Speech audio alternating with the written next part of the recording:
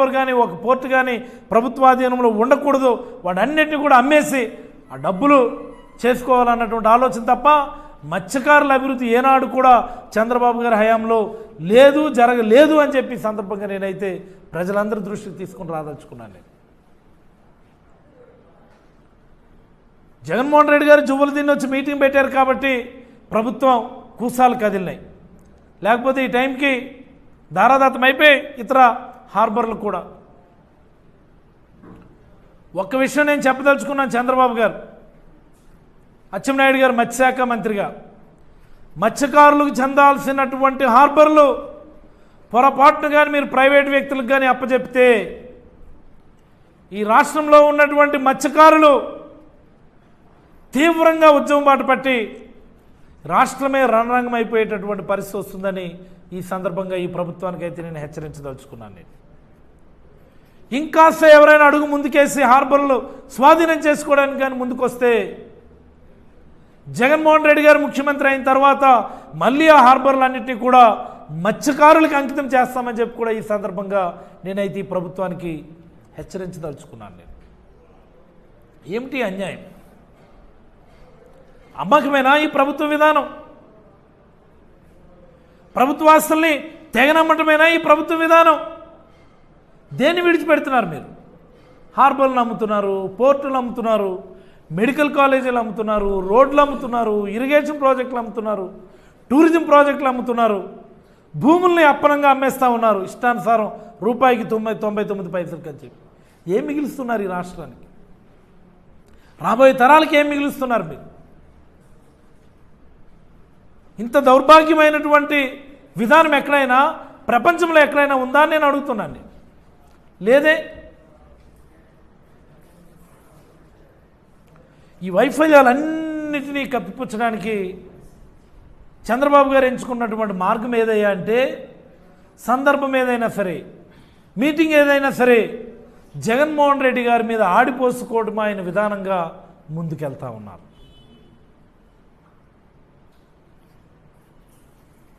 ప్రజల్లో ఇవేవి చర్చ జరగకూడదని కేవలం వైఎస్ఆర్ కాంగ్రెస్ పార్టీ విధ్వంసం సృష్టించిందని చెప్పి నోటుకొచ్చినట్టు మాట్లాడుతూ ఉన్నారు. ఏది విధ్వంసం అని అడుగుతున్నాను నేను. ఏది విధ్వంసం అని అడుగుతున్నాను నేను. పోనీ మత్స్యకారుల సేవలు అన్నారు కదా, మత్స్యకారులకు సంబంధించి ఏది విధ్వంసమో మాట్లాడుకుందాం మనం. ఈ రాష్ట్రంలో ఉన్నటువంటి వేలాది లక్షలాది మంది మత్స్యకారులు డీప్ సీ ఫిషింగ్ చేయలేక, జీవన ప్రమాణాలు పెరక్క, ఈ రాష్ట్రంలో చేపల వేట చేయడానికి అవసరమైనటువంటి మౌలిక సదుపాయాలు లేక ఇతర రాష్ట్రాలకు, ఇతర దేశాలకు వలసలు వెళ్ళిపోయి అక్కడ కూడా చేపల వేట చేస్తూ దశాబ్దాలుగా జీవించడం విధ్వంసమా? లేక ఒకే ఒక గవర్నమెంట్ టెన్యూర్లు ఈ రాష్ట్రంలో ఉన్న ప్రతి మత్స్యకారుడు కూడా ఇక్కడే వేట చేయాలని చెప్పి ఆలోచన చేసి 10 హార్బర్లు 6 ఫిష్ ల్యాండింగ్ సెంటర్లు మంజూరు చేసి రాబోయే తరాలు ఇక్కడే గౌరవంగా జీవనం సాగించాలని ఆలోచన చేయటం విధ్వంసమా అని నేను అడుగుతా ఉన్నాను.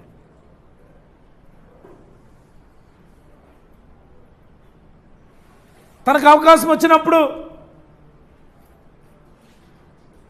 మత్స్యకారుల మౌలిక సదుపాయాల్ని ప్రైవేట్ వ్యక్తులకు అమ్మడం విధ్వంసమా? లేకపోతే ఇవి మత్స్యకారులకే చెందాలి అని చెప్పి మత్స్యకారులకి అంకితం చేయటం విధ్వంసమా అని చంద్రబాబు నాయుడు గారిని అడుగుతాం. ఏది విధ్వంసం?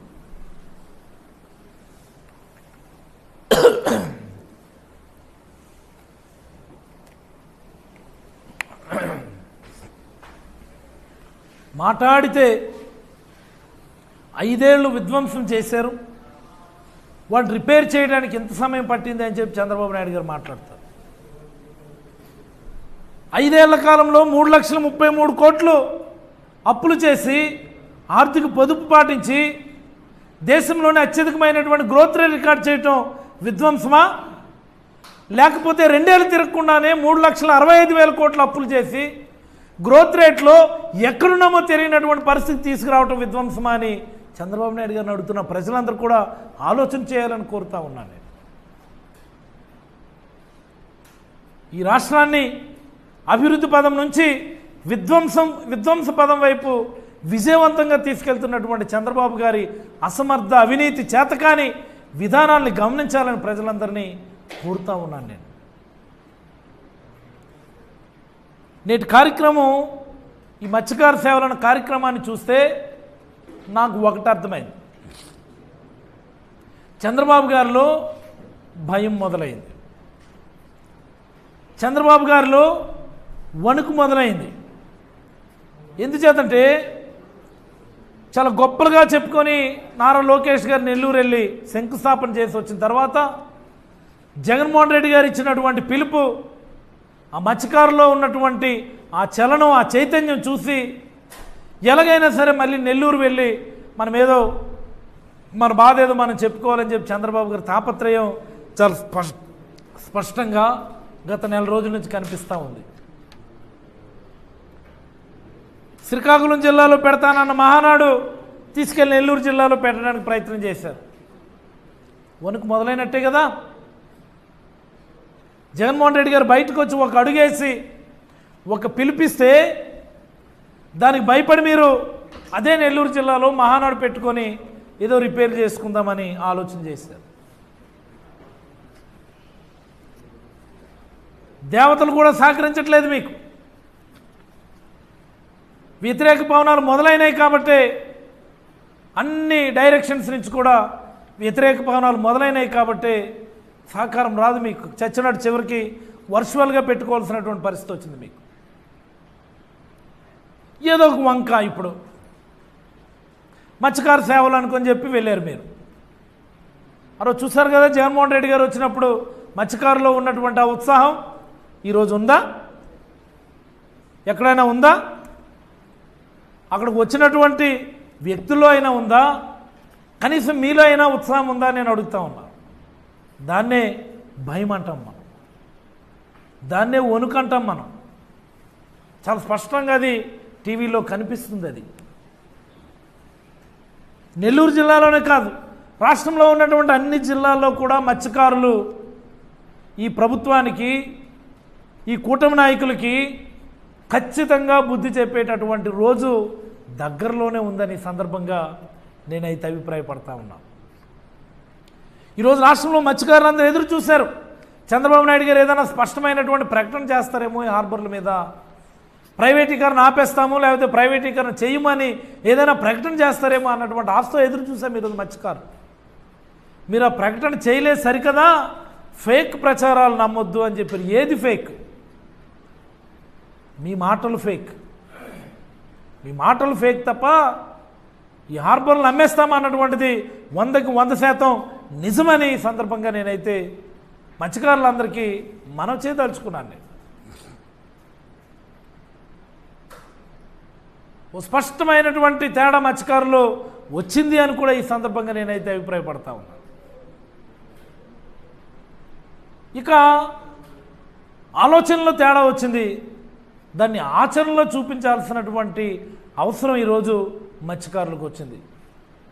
రండి, లేవండి, ఉద్యమిద్దాం, మనం నడుం కడదాం, మన హార్బర్లు, మన ఫిష్ ల్యాండింగ్ సెంటర్లు, మన పోర్టులు ప్రైవేట్ పరం కాకుండా కాపాడుకుందామని, చేయి కలుపుదామని సమిష్టిగా సమైక్యంగా ముందుకు కదిలి ఏదైతే ఈ ప్రభుత్వం ఈ హార్బర్లు ప్రైవేట్ వ్యక్తుల చేతిలో పెట్టాలనుకుంటుందో ఆ నిర్ణయాన్ని వ్యతిరేకిద్దామని చెప్పి మత్స్యకారులందరికీ కూడా మనం చేసుకుంటూ సెలవు తీసుకుంటా ఉన్నాం. ధన్యవాదాలు.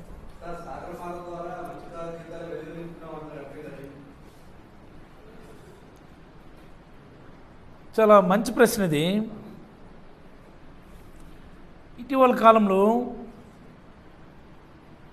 మన ఎంపీ రామ్మోహన్ నాయుడు గారు, అలాగే కేంద్ర మంత్రి అయినటువంటి రామ్మోహన్ నాయుడు గారు మన ఇచ్చాపురం నియోజకవర్గంలో పర్యటించారు. పర్యటించి ఒక గ్రామంలో పల్లెనిద్ర కూడా చేశారు. సంతోషం. ప్రజాప్రతినిధిగా కేంద్ర మంత్రి హోదాలో పల్లెనిద్ర చేసి ఆ గ్రామ సమస్యలు నేను తెలుసుకుంటాను అని చెప్పడం చాలా సంతోషం. ఇప్పటికైనా ఓహో చాలా సమస్యలు ఉన్నాయి అన్న విషయం బోధపడినందుకు.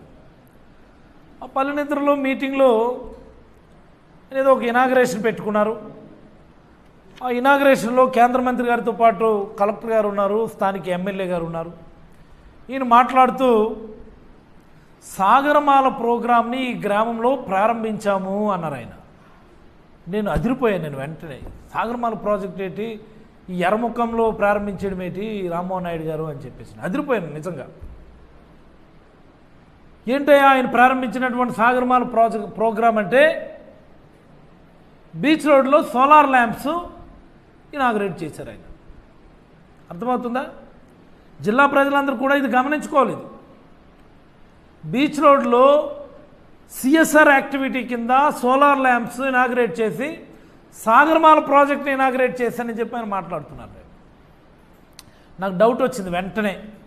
నిజానికి గతంలో సాగరమాల ప్రాజెక్ట్ కింద మన ఊళ్ళరేవు మంచినపేట దగ్గర జట్టిని హార్బర్ కింద మార్చడానికి ప్రపోజల్స్ పెట్టాము ఒక 89 కోట్లతో. సాగరమాల ప్రాజెక్ట్ ఈ పోర్టులు వీటికి సంబంధించి రోడ్లు కావాలన్నప్పుడు సాగరమాల ప్రాజెక్టు కిందే రోడ్లు పెట్టాం మేము. మూలపేట పోర్టుకు సంబంధించి దీని కింద ఇన్ని హార్బర్లు మంజూరు చేసిన ఎవ్రీ టైం కూడా సాగరమాల ప్రాజెక్ట్ అని సాగరమాల ప్రోగ్రామ్ అని మాకు చెప్పేవారు కేంద్ర ప్రభుత్వం వారు.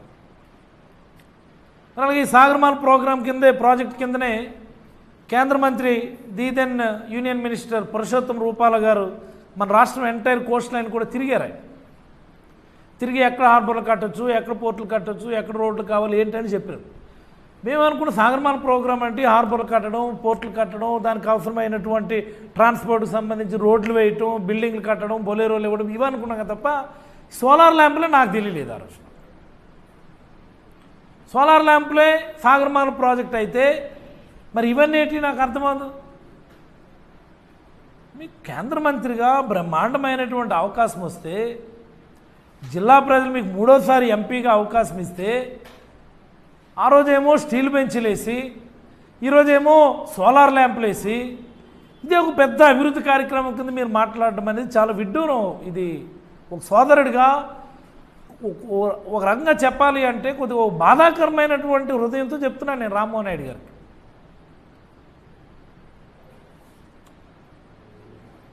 మీకు బ్రహ్మాండమైనటువంటి స్థాయి ప్రజలు ఇచ్చినారు, ఉపయోగించండి దాన్ని. మీ పరిధి చాలా పెద్దది, గుర్తించండి ముందు దాన్ని. మీరు సోలార్ ల్యాంప్లు వేయండి, స్టీల్ బెంచ్లు ఇవ్వండి, సంతోషం. బట్ ఇదే గొప్ప అభివృద్ధి కార్యక్రమం అని దయచేసి మీరు మాట్లాడదు. మీరు సీసీ రోడ్ల ఇనాగ్రేషన్కి వెళ్ళిపోతారు. మీరు అవసరమా? ఓ పెద్ద ప్రాజెక్ట్ తీసుకొని రండి బాబు. మన జిల్లాకి పోర్టు కడుతున్నాము, 9,000 ఎకరాల ల్యాండ్ బ్యాంక్ ఉంది, అక్కడ సాల్ట్ ల్యాండ్స్ ఉన్నాయి. ప్రధానమంత్రి గారికి రాష్ట్ర ప్రభుత్వం తరపున ఒక లేఖ రాయండి, ఈ ల్యాండ్స్ అన్నీ మాకు లాంగ్ లీజ్కి ఇవ్వండి, లేదా మాకు ల్యాండ్ ఎక్స్చేంజ్ కింద ఇవ్వండి, మీకు ఎక్స్చేంజ్ చేసి వేరే దగ్గర ల్యాండ్ ఇస్తామని చెప్పి ఏదో చేసి ఆ ల్యాండ్ల ముందు తీసుకోండి. ఒక 6,000 ఎకరాలు తీసుకోండి. ల్యాండ్ ఎక్విజిషన్ కోసం ప్రజల మీద పడకుండా, ప్రజలకు ఇబ్బంది పెట్టకుండా మనం 6,000 ఎకరాలు 9,000 ఎకరాలు మనం టేక్ ఓవర్ చేసుకుంటే రాబోయే రోజుల్లో ప్రజలకు ఇబ్బంది లేకుండా ఇండస్ట్రీస్ పెట్టుకోవచ్చు కదా. ఈ ఆలోచన చేయండి మానేసి సోలార్ ల్యాంపులు వేసాము, సీసీ రోడ్లు వేసాము. ఇది కాదు మీ పరిధి. పెట్రోకెమికల్ రిఫైనరీ కాంప్లెక్స్ మన రాష్ట్రానికి రావాలి.